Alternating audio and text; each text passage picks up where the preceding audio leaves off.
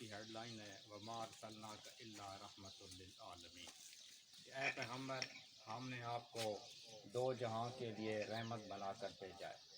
میرا پیغمبر اس ساری کائنات کی طرف اللہ تعالیٰ کی طرف سے رحمت بنا کے اس دنیا میں مبعوث کیے گئے ہیں۔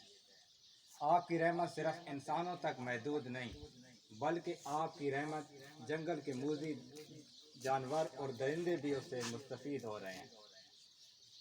آپ صلی اللہ علیہ وسلم نے اپنی ساری زندگی میں اپنی ذات کے لیے کسی سے بدلہ نہ لیا۔ آپ صلی اللہ علیہ وسلم کی پوری سیرت طیبہ کا مطالعہ کر لیں تو یہ بات بالکل واضح ہو جائے گی کہ آپ نے اپنی ذات کے لیے کسی سے بدلہ نہیں لیا۔ مکہ کی 13 سالہ زندگی میں جب آپ نے لوگوں کو دعوت دی کہ قولوا لا الہ الا اللہ تفلحون کہ اے لوگوں لا الہ الا اللہ پڑھ لو کامیاب ہو جاؤ گے، تو مکہ کے لوگوں نے ہر طرح سے آپ کو ستایا، آپ کا نام بگاڑا، آپ کی توہین کی، لیکن میرے پاک پیغمبر نے اپنی ذات کے لیے کسی سے بدلہ نہ لیا۔ 10 نوی میں حضور پاک صلی اللہ علیہ وسلم اسلام کی تبلیغ کے لیے مکہ سے 10 میل دور طائف کی وادی میں چلے گئے، لوگوں کو اسلام کی دعوت دینے کے لیے۔ آپ کے ساتھ آپ کے آزاد کردہ غلام حضرت زید بن حارثہ بھی موجود تھے۔ وہاں کے لوگوں نے نہ صرف آپ کی بات کو ماننے سے انکار کر دیا بلکہ شرارتی لوگوں کو آپ کے پیچھے لگا دیا، جنہوں نے آپ کو پتھر مارے اور اتنے پتھر مارے کہ آپ کا جسم سارا لہو لہان ہو گیا۔ آزمائش کی اس گھڑی میں آپ ایک باغ میں تشریف لے گئے، آپ کے ساتھ حضرت زید بن حارثہ بھی تشریف فرما تھے۔ تو اللہ تعالیٰ نے ایک فرشتہ بھیجا آپ صلی اللہ علیہ وسلم کی طرف، جس نے کہا کہ آپ اگر حکم دیں تو طائف کی جو دونوں اطراف میں پہاڑ ہیں ہم ان کو آپس میں ملا لیتے ہیں اور یہ شرارتی لوگ وہاں کچل جائیں گے۔ تو میرے پاک پیغمبر نے اس ٹائم خاموشی اختیار کی اور اپنے دونوں ہاتھ آسمان کی طرف بلند کر دیے اور دعا مانگنا شروع کی۔ وہ دعا کیا تھی؟ ایک یہودی مورخ ہیں جان ہاورڈ، وہ اپنی کتاب لائف آف محمد میں اس دعا کو نقل کرتے ہیں کہ حضور پاک نے فرمایا O merciful Allah show them the right path for they do not know what they are doing. They do not know that I am their great will wisher and I am true prophet of Allah. حضرت محمد peace be upon him کہ اے رحیم و کریم خدا یہ نہیں جانتے کہ میں کون ہوں، میں ان کا کتنا خیر خواہ ہوں اور میں اللہ کا سچا پیغمبر حضرت محمد مصطفیٰ صلی اللہ علیہ وسلم ہوں۔ تو حضور نے جن لوگوں کو آپ کو پتھر مارے، آپ کو لہو لہان کیا، میرے پاک پیغمبر نے ان کو جواب میں پتھر نہیں مارے، گالی نہیں دی، ان کو برا بلا نہیں کہا، بلکہ ان کے لیے کیا کی؟ دعا کی۔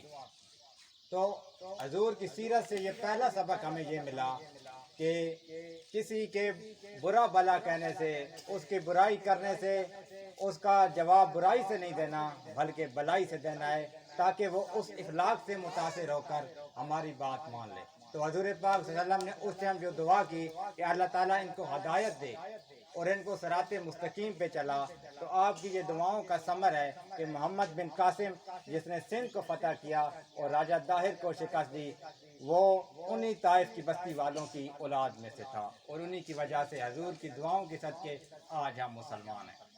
ایک بوڑھی عورت حضور پہ روزانہ کوڑا کرکٹ پھینکا کرتی تھی، جب بھی آپ اس کے گھر کے پاس سے گزرتے، لیکن حضور اس کو کبھی کچھ نہیں کہتے، آپ واپس گھر تشریف لے جاتے اور ایک دوسرا راستہ بدل کے مسجد تشریف لے جاتے۔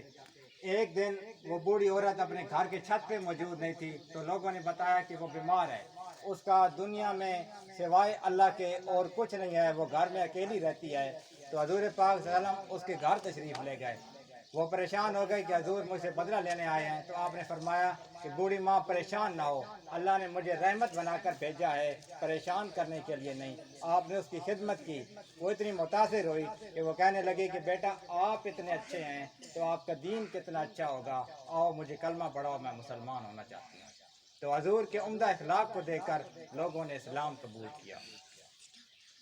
حضور پاک صلی اللہ علیہ وسلم نہ صرف اپنی ذات کے لیے کسی سے بدلہ نہ لیا بلکہ ہر ایک کے ساتھ عمدہ اور اچھے اخلاق کا برتاؤ کیا۔ میرا پاک پیغمبر معصوم بچوں کے لیے بھی رحمت بن کر آیا ہے۔ آپ نے فرمایا کہ یہ معصوم ننھے بچے جنت کے پھول ہیں۔ جب بھی آپ کسی راستے سے گزرتے، کوئی بچہ آپ کو ملتا تو آپ اسے سلام کرتے، آپ کی مجلس میں کوئی بچہ بیٹھا ہوتا تو آپ سب سے پہلے کھانے کی چیز اسے دیتے، आपको अपनी बेटी हजरत फातिमा तो ज़हरा से भी इंतहा प्यार था। हजरत फातिमा के बारे में आपने फरमाया कि फातिमा मेरे जिगर का टुकड़ा है, जिसने फातिमा को तकलीफ़ दी उसने मुझे तकलीफ़ दी। हजरत फातिमा के बेटे और आपके नवासे हजरत हसन और हुसैन से आपको बहुत प्यार था।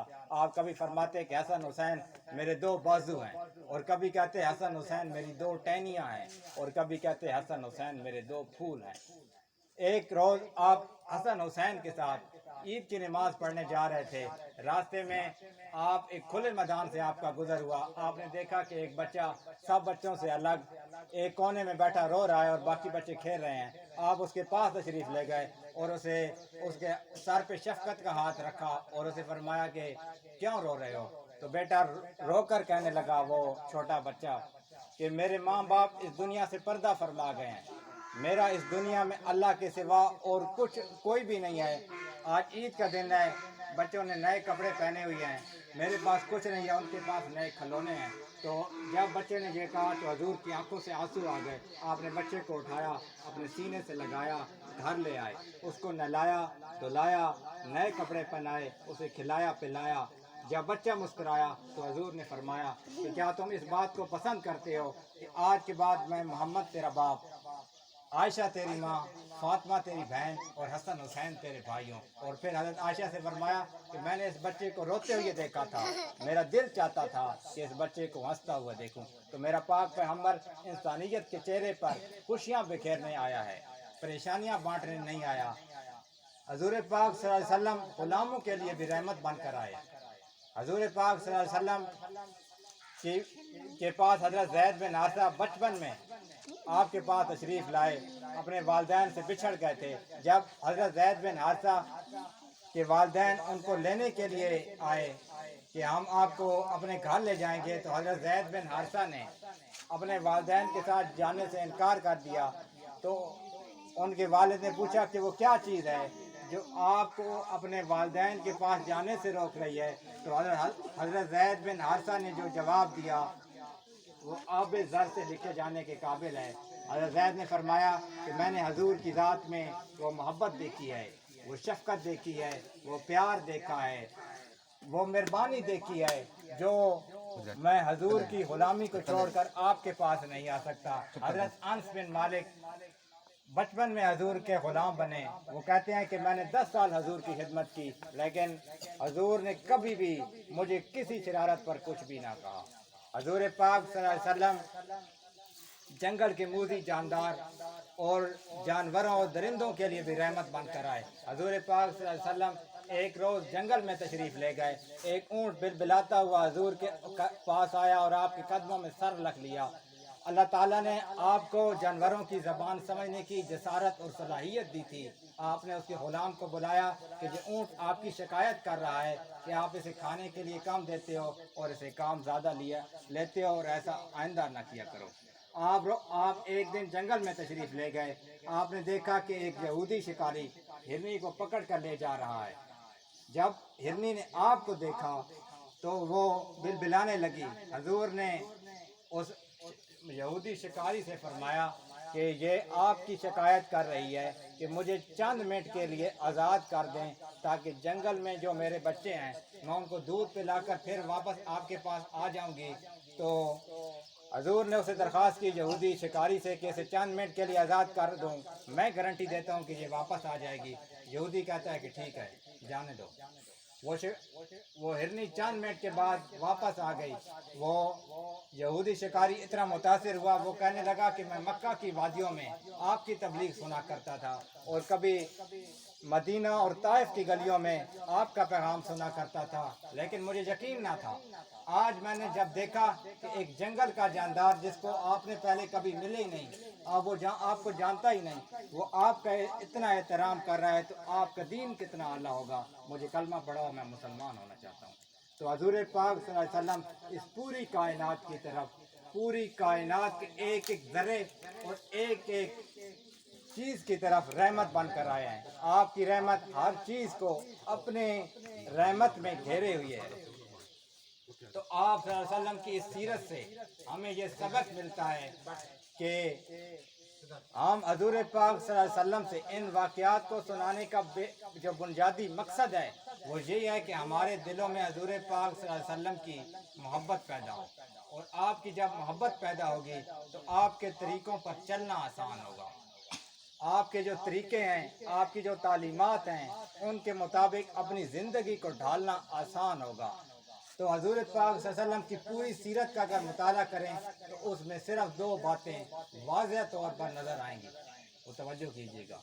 एक कि हजूर पाक सल्लल्लाहु अलैहि वसल्लम पर जब भी कोई मुश्किल पेश आई, जब भी कोई परेशानी आई, जब भी आप किसी आजमाइश में मुब्तला हुए तो आपने सबसे पहले अल्लाह की तरफ रजू किया।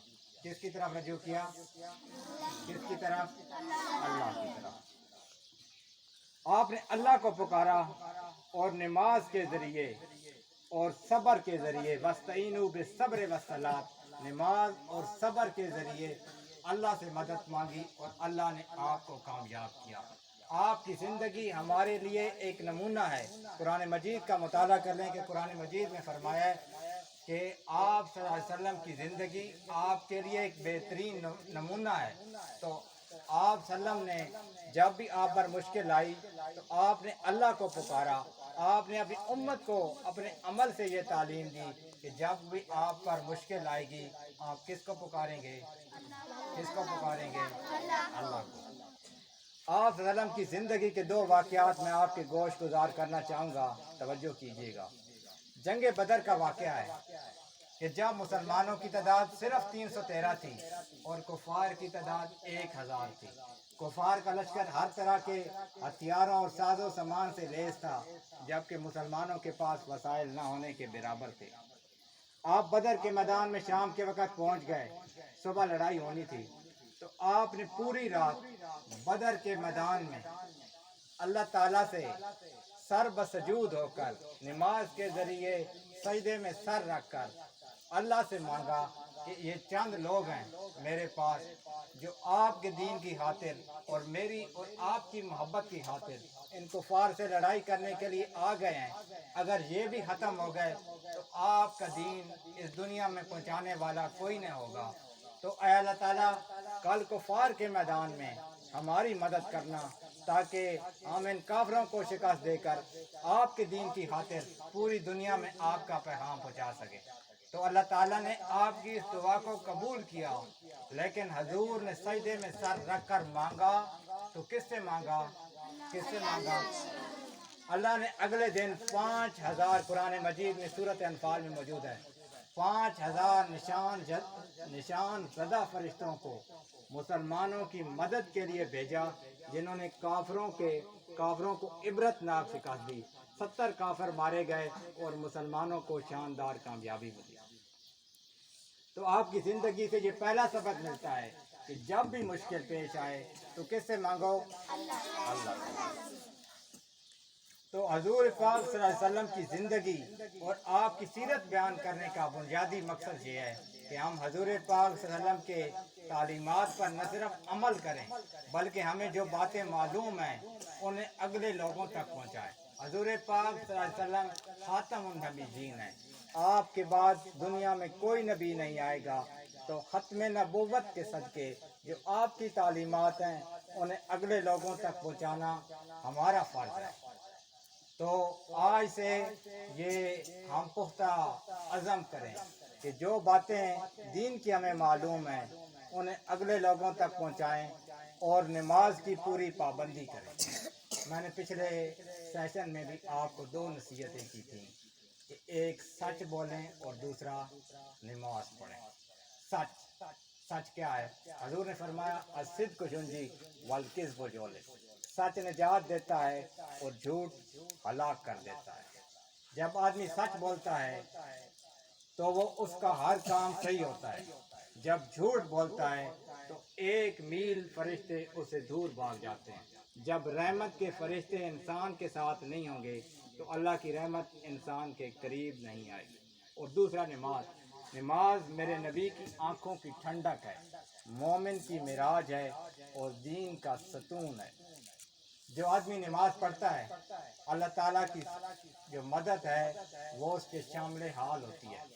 اللہ تعالیٰ ہر کام میں اس کی مدد کرتے ہیں. تو آج سے یہ ارادہ کریں کہ ہم صرف 2 باتیں پوری پابندی کے ساتھ کریں گے. ایک سچ بولیں گے اور دوسری 5 وقت کی نماز پوری پابندی کے ساتھ کریں گے.